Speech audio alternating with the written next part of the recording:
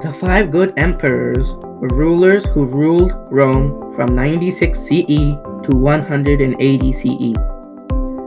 They were unique and important because they were a group of rulers who were extraordinarily just, and during this long time period, they brought happiness and peace to the people of Rome after continuous rebellions and injustice they were facing. They were known for handing the power of emperor from adoption rather than family, which is very important to their importance in history. The first of the so-called the five good emperors was Nerva, a ruler picked by the Senate. His rule started in 96 CE. He is remembered for helping us restore a bit of normalcy after the assassination of Domitian, a cruel and harsh emperor of his time. Unfortunately, Nerva was old and ruled very little, but he was important because he set the empire on track for almost a century of fair rule. Before Nerva died, he appointed his colleague Trajan, governor of one of the German provinces, to be the next emperor and the second of the so-called five good emperors. Trajan was a military leader and a powerful civil leader. Under his rule, Rome's borders reached the farthest that Rome ever has held. Before he died, he conquered substantial amounts of Parthia, which are the countries of present-day Iraq, Syria, and Israel. As well as a military leader, he also oversaw many building projects in Rome, making Rome a big and a powerful empire. When he died, he appointed Hadrian as a new emperor of Rome in 117 CE.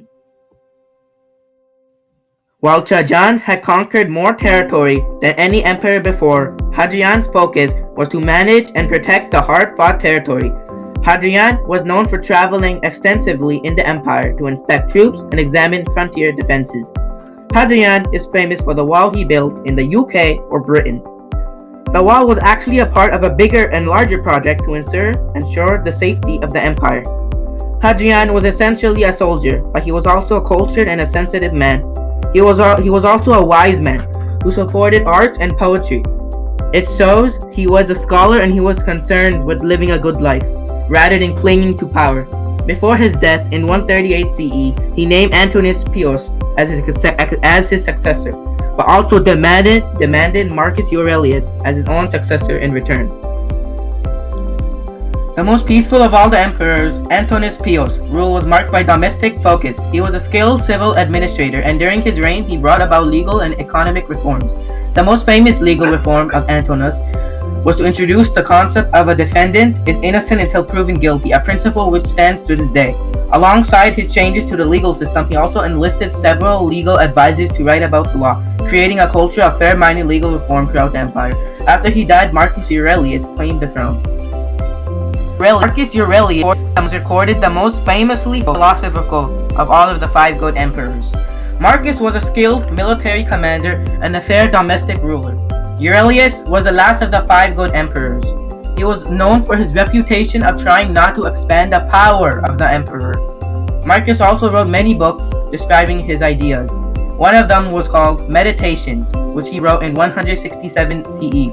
It describes his ideas on philosophy based on his own guidance and self-improvement that he learned as an emperor.